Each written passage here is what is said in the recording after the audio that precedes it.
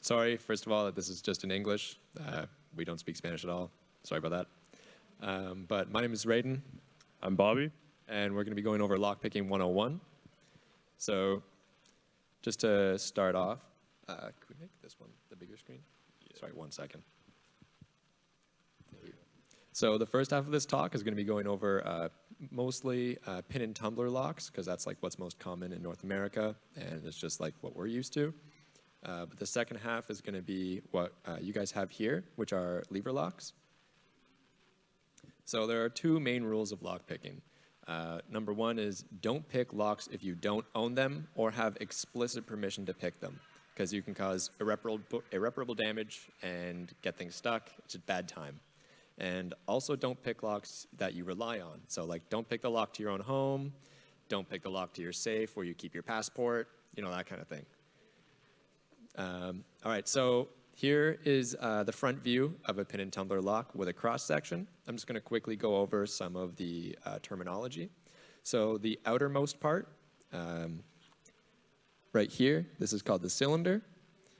Right here is the spring, which pushes down onto the driver pin and the key pin, and this is the plug here.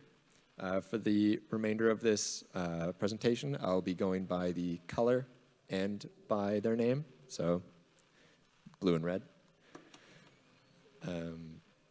This is how keys actually work within the locks. So as you can see, the driver pins and the key pins, they meet right along this line where the cylinder and the plug meet, and this is called the shear line. When they're all flush, it allows the core to rotate, unlocking the lock.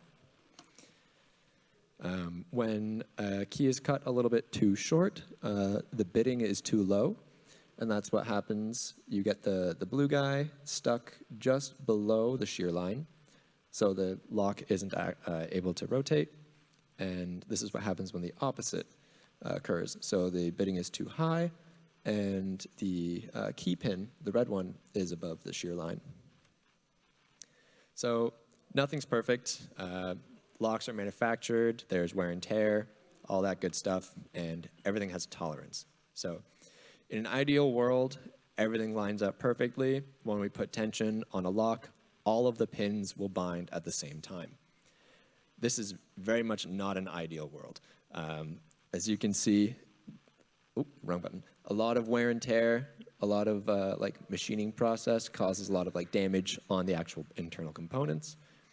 And in reality, oh no, there we go. You can see it's not perfectly in line. And what this means is at one at a time, the pins will bind. So for example, this one's binding right now, but these ones are not. So because this occurs, this allows us to set the binding pin. And in order to do that, we apply a small amount of tension onto the core and then push the pins up. And as you can see, the blue one will stay on top. And here's a side view of it. So adding the tension wrench, a little bit of tension there, putting the pick in, checking one at a time to see which one is the binding pin. They're going up and down without any effort until we get to the one that's binding right there. So as you can see, there's a little bit of a struggle going up, and it'll click when it gets to the top. And then we go back and we keep checking. Click. And just like that, one at a time, that's just how you pick locks. It's just that simple, really. Yeah, just keep going back and forth, back and forth. This one is a faster technique that works on like cheaper locks. It's not going to work on anything super nice or all that great. It's called raking, and it's when you insert what's called a rake, that pick right there, and you basically just insert it in and out, and jiggle it all around while applying varying amounts of tension until it goes click, click, click, click, one at a time, and there it's open. I really like doing this. It's my favorite way. It's super fast, super fun, and when it works, it's fantastic. Counting the number of pins is also really important as well. So what you do is you take your pick, you flip it upside down, go down, all the way up to the back, and then slowly kind of pull it back one at a time, and you'll be able to feel the pins snapping down, or sometimes even you can hear them. And you just go like click, click, click. It's like 1, 2, 3, just like that. You just count them. All right, and then here, so this is like your different types of tension wrenches. So right here we have top of the keyway, and these ones are just bottom of the keyway tensions. And here is an example of that in use. So I prefer bottom of the keyway tension. It's different for everybody. It also depends on like kind of like what you're working with. You might have to use top of the keyway. So as you can see, it's just right there in the bottom, as the name would suggest. Top of the keyway, you guessed it, it's at the top of the keyway. Here's the difference. When you're using bottom of the keyway, you have a lot less space to actually work with within the lock. As you can see, you only have about this much between where your wrench is and where your pick is going to go. So this often, like what happens when you do this is often you'll use a pick when trying to use trying to get to some of the like more rear pins, you'll often accidentally hit these ones with like the pick. But with top of the keyway, you get a lot more space. It's all down here. The only problem is a lot of the time when you insert this, it'll actually touch this pin and cause a little bit of issue. I hate top of the keyway personally. I can't do it. It's just not my thing. There are two types of tension as well. There's good tension and bad tension. So bad tension, this is an example called pulling, and that's when you use your thumb to kind of pull it towards you. It's not good. You don't have as much control, and you can't feel like the lock as well, as opposed to good tension, which is like when you just use your index finger and go to as far as you can along the tension wrench, because the vibrations will amplify the longer your tension wrench is. And also you can press a lot softer than with your thumb. So we get this question all the time, and it's how much tension should you apply? The answer is always less than you think. If you use too little tension, your pins just won't bind, and you'll feel that. You'll know that okay, I just did this 4 times in a row, every single pin, nothing's binding, I need to add a little bit more tension. Whereas if you have too much tension, you might get a bunch of them binding all at the same time, and you can also overset a pin, and that's not good either. That's when you can push a pin up, and it'll, like this part can get stuck up here instead. Oh my God. All right, so we have different types of picks. I'll be going over some of the main ones real quickly. Hooks. These are super great for when you have to go to the back and go single one at a time. Super, super great. Diamonds. These are also awesome. They're just straight, direct, so you know exactly where your pick is at any time. Hybrid offset diamonds. These are my favorite because it's a good mix between your hook and your diamond. And rakes, which are just super fun. This is also a rake, but it has a fairly special use case. It's called a Yale rake, and that's usually for Yale locks. They're pretty good though. So how can we improve our pick resistance? So if your keyway, which is where the key goes, is very wide and has minimal warding. Warding is what these are, the little indentations. Like this, for example, very minimal. It's super easy. You can get a pick in there, you can move it around, you can move up and down, no problem at all. So we can make it a little bit harder by increasing the amount of warding, so a lot more indentations and a lot skinnier or more narrow of a keyway. It's pretty good. A lot of medium high-end locks are about like that. And then we get to things like this, which are high security locks, super, super difficult. You can see you can't even get a pick in here because this warding goes all the way through. So you need to have specialized picks, and it's super difficult. Another way is to add security pins. So these are the blue part. On most cheaper locks, they're just solid masses, but on higher end ones, they're things like this, for example. This is called a spool pin. And as you can see, it looks kind of like a like a spool of thread. And you can see kind of how it works.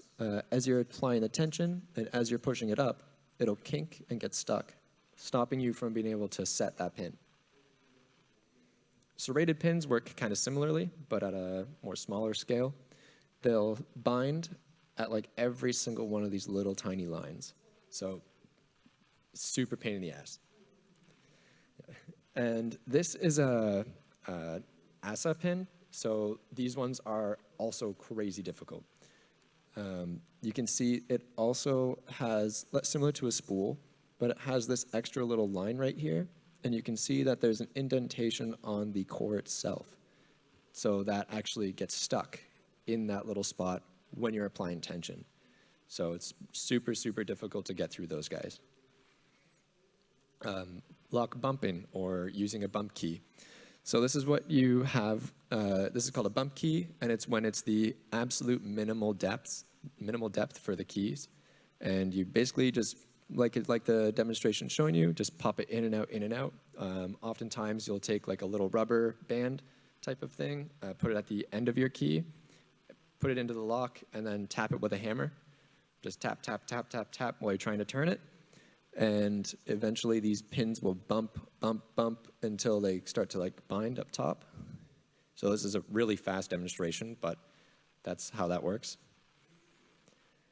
There are also bump resistant pins. So kind of same as like a security pin, that guy right there at the end. As you can see, when it bumps up, it gets stuck right there and won't come back down. There's also this example here. So this is a much longer spring, so it's a stronger spring as well. Because it has less mass, all of this material is missing on this one. It doesn't have the inertia required to push it all the way up. So it won't just fly up like these guys will. It'll just bounce just a little bit. And bumping isn't always undetectable. If you have bumped locks before, and you'll know, this guy's a victim of it. You can see right here, it's been smashed in a little bit.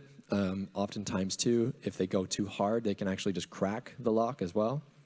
So it's not good. Don't do that if you don't have to.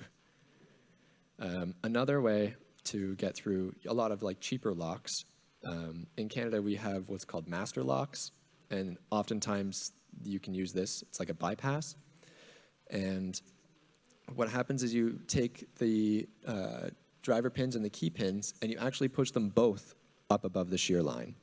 And you use what's called a comb pick right here.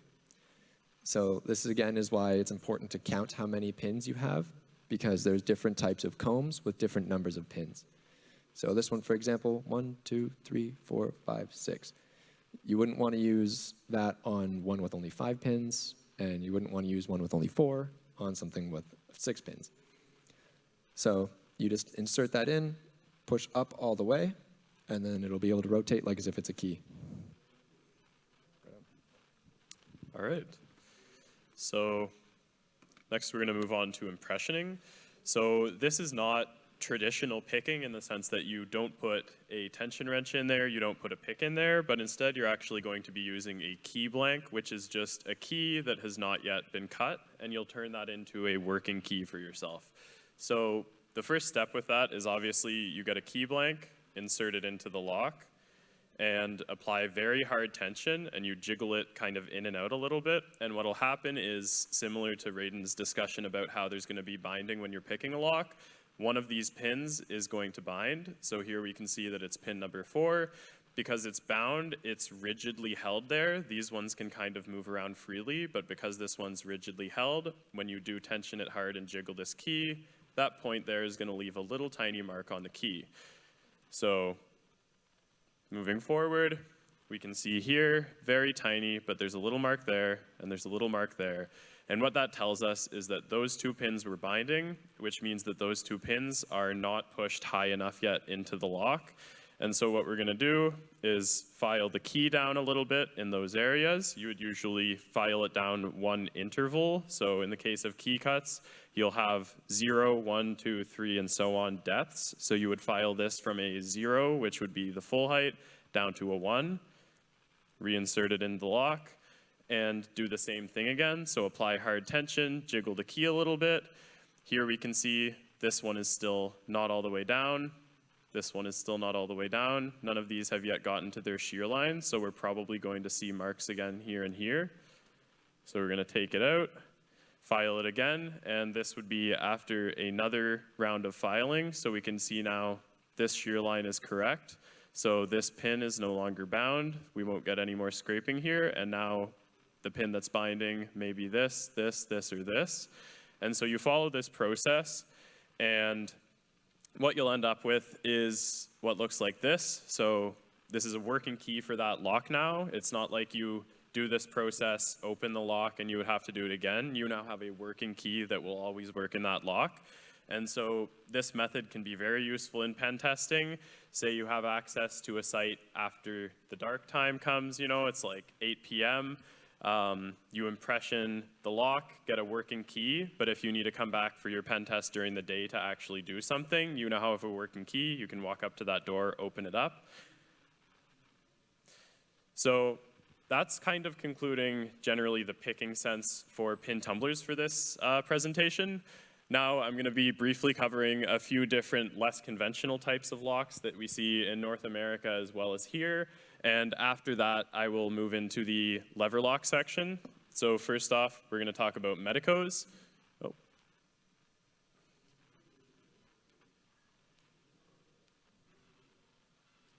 Looks like we're missing video right now.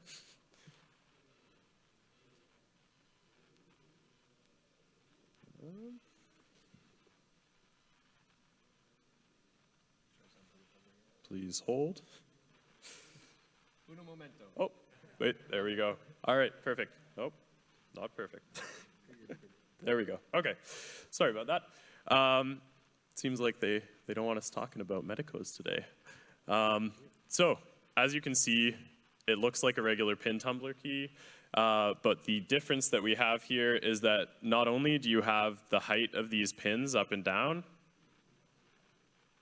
all right.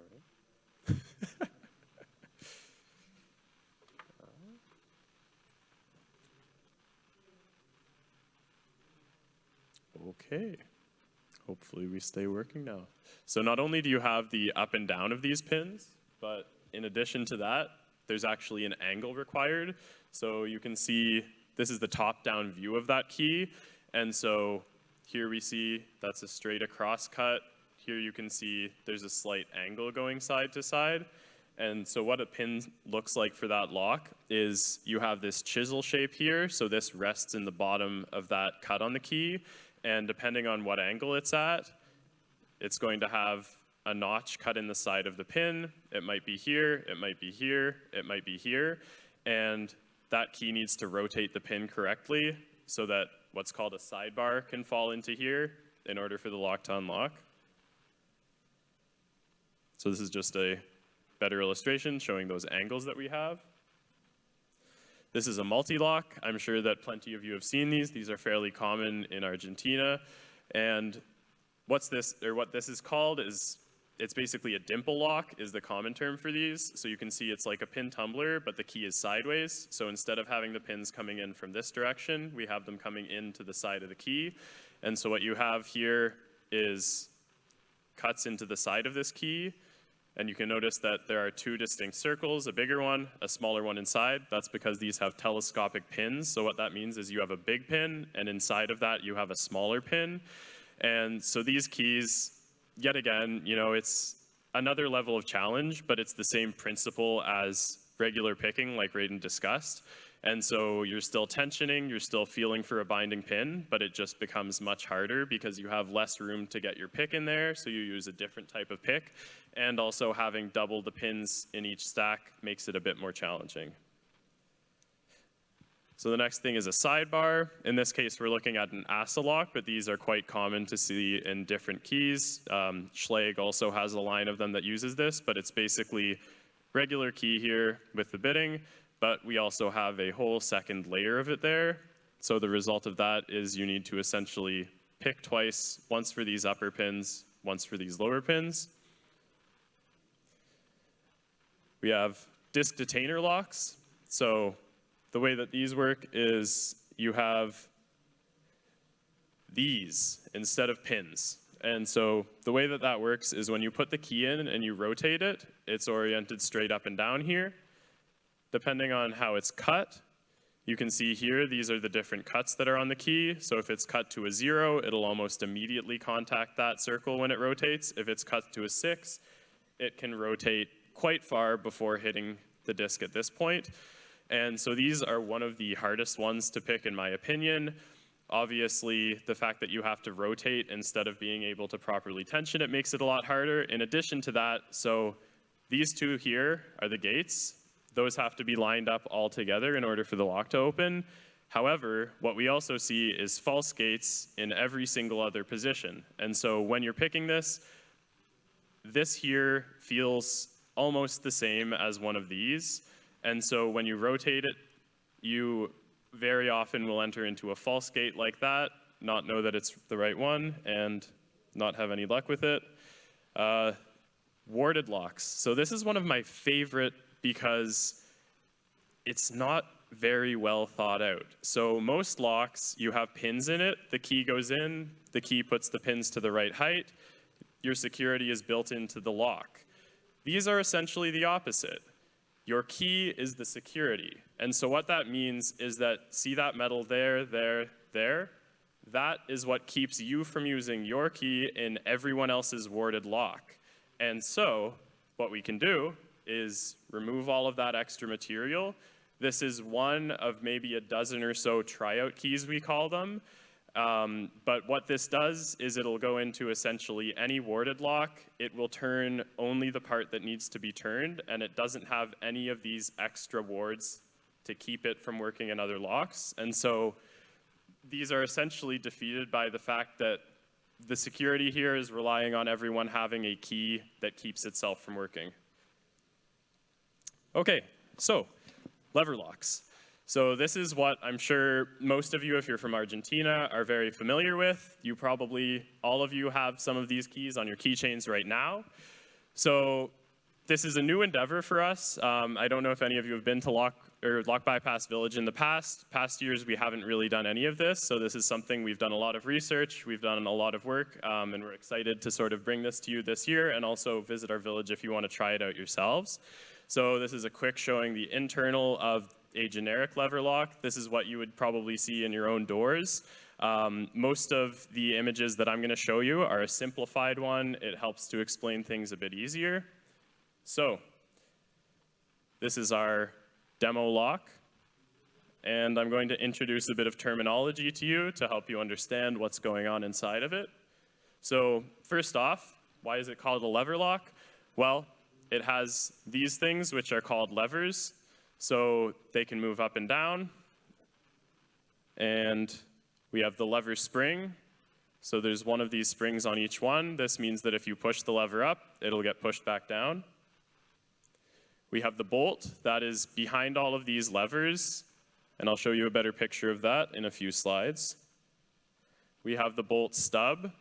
That's this little square thing here. As you can see right now, if you were to try to push it to the left, it would be blocked by this part on the levers. And finally, we have the gate. So this is what needs to be lined up. Usually you'll have 4 or 6 of these whole levers in each lock. The gate is going to be at a different height in each of those levers, and the key will have to raise them to different heights so that those gates all line up. And now we're looking at just the bolt. So here you can see the bolt stub, which I pointed out earlier. This is what needs to slide through the gate on those levers. And this is another important feature. So this is referred to as the talon, and essentially what this little triangular cutout is when you insert the key, the tip of it, in this case, for some of them it'll be in the middle of the key, is going to go inside of this triangle, and when you turn the key, it's going to push this lever, or this bolt, to the left or to the right, and that's also how we're going to tension these locks. So putting it all together, we have these key components. We've got the levers, we've got the bolt behind it, we have the gate here, the bolt stub there. So how does it normally lock and unlock. So here you can see we've got the key inserted. It has some different height cuts in it, and once it's turned all the way up like this, the gates are aligned. This can slide to the side. So you can see here, there we have the bolt stub halfway through, and there we have it through to the other side. So now I'm going to play a short video. So this is just demonstrating that.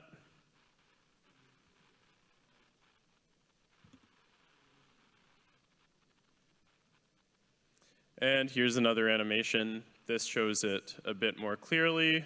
So you can see our key coming in here. You can see that as it starts to come in, it lifts up all of these levers, those gates align, and the bolt stub is able to slide through. So, how do we pick it? Well, we have two tasks. It's the same as a pin tumbler. We need to tension it, and we need to pick it. So the tension is essential because when you lift those levers up, if there's no friction to keep them from falling back down, you're going to push one up, it'll fall back down, you'll go to another, try it, and so on, but none of them will stay where they need to be. So we have a few different options for tools here. So this first one is primarily what we're teaching at the village. This is the most accessible thing. It's very cheap. You just use any sort of wire. The only thing is feedback is worse, and so what that means is it's harder to feel when you've put a lever to the right height. And the other thing is it's harder to use. Once you get well practiced at it, it can be fairly easy and comparable to the other ones, but especially when I was learning only a few months ago with this, using 2 pieces of loose wire in a lock can be a lot to keep track of. So we have another option here. This is something that we have designed and made. So we've got a 3D printed tensioner here. This slides into the keyhole, and you can easily just rotate that like a knob. You don't need to worry about its location or anything. It keeps itself in place. And then we have a bent wire pick that goes through it. So this is cheap. It's got great feedback. It's easy to use. The downside of this is if you don't have access to a 3D printer, you're not going to be able to make this. And the other thing is these are fairly delicate. It is plastic, so that breaks off fairly easily. But if any of you would like to try this out or would like to grab some to play with at home, we've got a whole bunch printed at the village, so come by there after the talk and we can give you some. And this is the last option. So these are actually properly manufactured ones. These generally range in price from 50 USD up to 400 USD. So they are pricey. Further to that, they're very specific. So you can see here, they have a set of 5 different ones. That's probably going to cover maybe 10 different locks. There are tons and tons of variations when it comes to lever locks. There's all sorts of different ways that they will keep you from putting not the right key into a lock. And so for this type of thing, in my opinion, for the hobbyist, it doesn't make sense really to invest in these unless you have a specific lock you want to pick, or if you just really want to shell out $100 or $200. These make picking it a lot easier. The feedback is great, but again, they are very expensive, and it's pretty much one pick for one type of lock. So we're going to be moving forward with the wires. So first off, tension. So we have our wire here, you can see it's going in. We can rest it on this semicircle at the bottom there, and it goes up into the talon, and we're able to push this to the left or the right. Next, we have our pick. So again, it can go in beside our tension, and it can rest in the bottom semicircle of that, or what I also like to use a lot is the bottom corner here, if you bring this over, and we're raising the levers with that. So for practicing, something that's great is, I have this demo here. I'm assuming you can all see it decent enough. So learning with 2 wires, it's a lot to handle. What's handy is that we have this bolt poking out of the side, so you can just push that in with your hand. There's your tension, Obviously, if this is in an actual door, you do not have access to this. It's not going to be working. But for the purpose of learning, it makes it a lot easier. So now we have another video. This is a demonstration of picking. So you can see I'm tensioning with my hand like I mentioned, and I'm putting the pick into there, raising those levers to the right height. There we have them aligned, and there goes the bolt stub. So that's picked. Oh.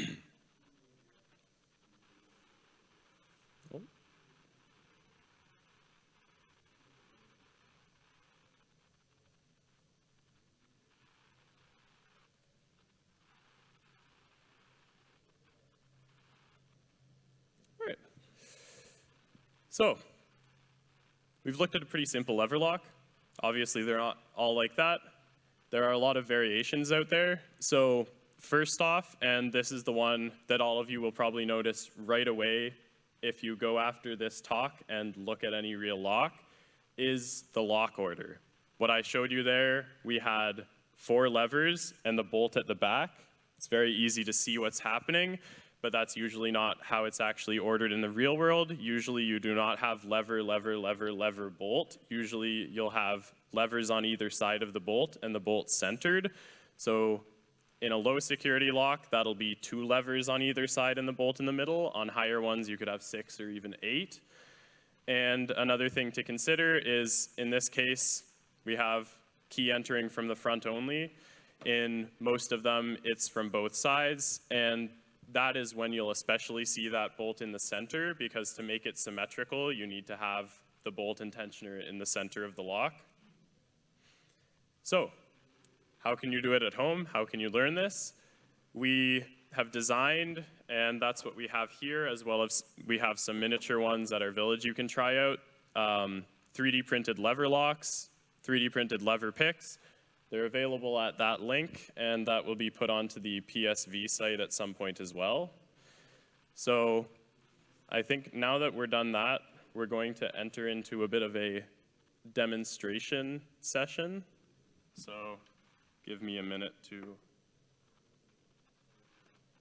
transition to this. Alrighty. So, yeah. So I think we're gonna, oh. Oh, here. I think mine's frozen. Do you want to use your laptop? All right. So we're gonna just swap computers to get a video going here, but in the meantime, we can take some questions. Any questions? Do you I see have a question?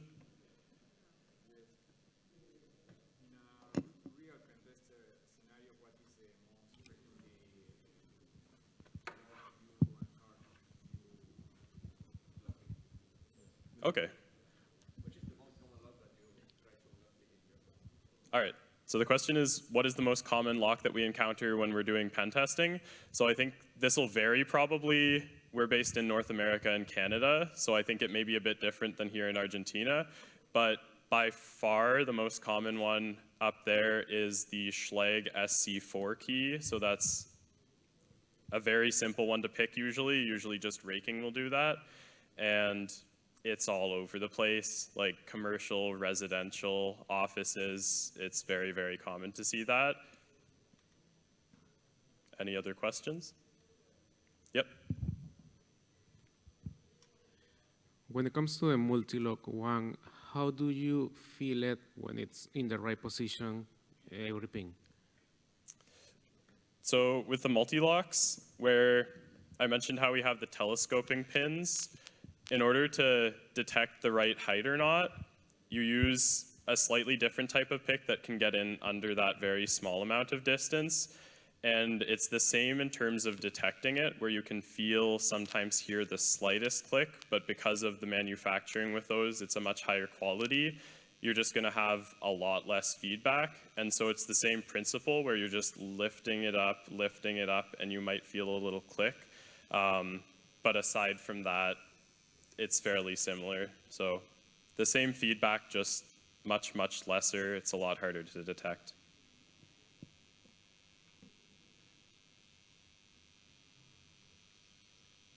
Any other questions?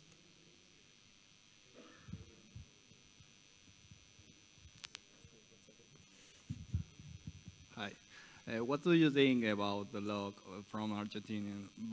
Because some people say we have all locks in comparison other countries from, for example, North America. So that's a great question. So I guess to answer it, I'll start with a historic fact. So the first high security lock invented, I believe it was the late 1700s, and it's called the Bramah lock. That is a lever lock essentially, and they still make those today.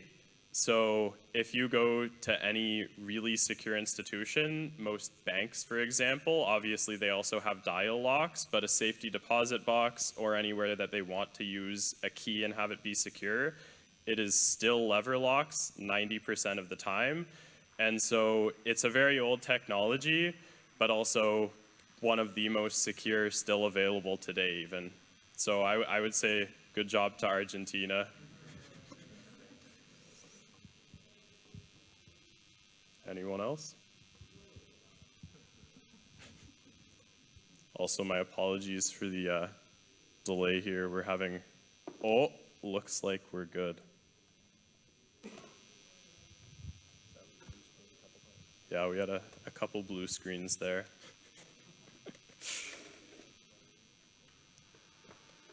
And now we have Windows updates on mine. All right.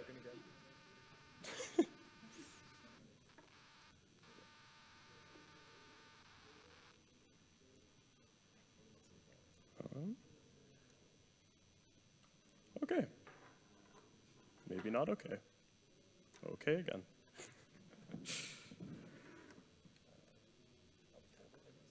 All right. So, let us do some demos.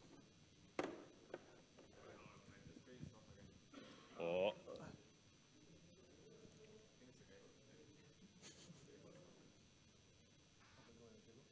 Maybe wiggle it.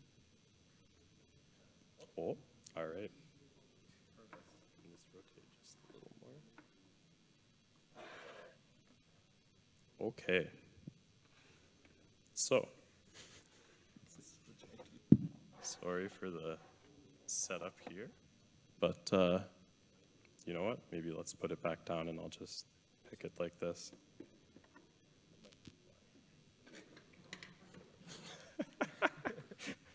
Okay, we're good. Okay, so I think we are good now. Hopefully. Could you just hold the mic, actually? Alrighty. So, as you can see here, we have the lock. This is the bolt. You can see it moving back and forth. And so, just to demonstrate what I was mentioning about tension, is you can see when I lift this, it springs back down. So I'm going to apply tension by just pushing on the bolt here. And you can see now, I lift these up, and some of them remain up there. When I take the tension off on this side, they drop back down. And so we need that tension, because otherwise, when we do lift these up, they're not going to stay where we want them to be. So we tension it, and we begin picking. And I'm doing this facing away from me, so we'll see how it goes.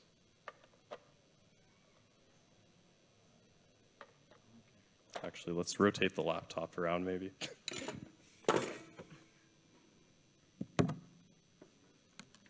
Much better. Straight into the light. Perfect. Excellent. That looks good. Okay. So, does that look awful? Okay. So, as you can see here, we're applying tension. We're lifting these up. Is the video bearable? Yeah, medium. All right. Yeah.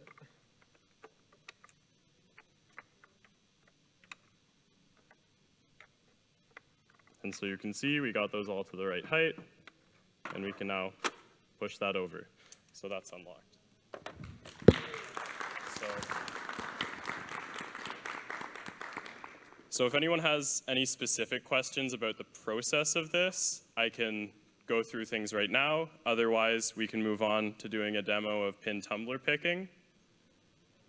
All right, so let's do pin tumbler picking now.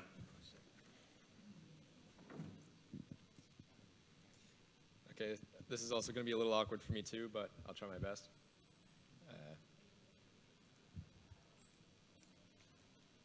So, put in the tension wrench, apply just the right amount of tension, or too little, and then you'll notice. Oh my God, this is so hard to do backwards.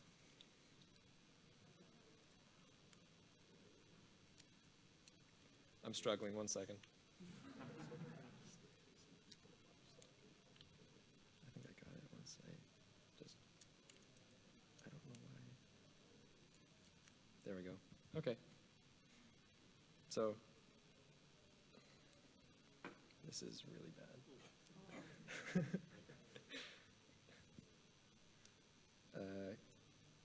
Like this. Like that. Can you kind of see the pins a little bit? Okay, beauty. So, this is, you can kind of see I'm kind of going like one at a time. Just trying to see which one, oh, just like that. And, oh my God. All of them, you can see how they're all equal, all along the shear line. So I'm going to apply more tension. And there you go. Thank you. We have lots of practice ones you can play with at the village as well, and should be good. If you guys have any other questions, feel free to ask as well. And I would also encourage all of you, if you have time, come out to the village. Lockpicking is one of those things where you do not learn how to lockpick by watching us present about it. This is more to see if you're interested at all. If you want to learn how to do it, come by the village. We'll be there the rest of today. We'll be there tomorrow. So thank you all for coming.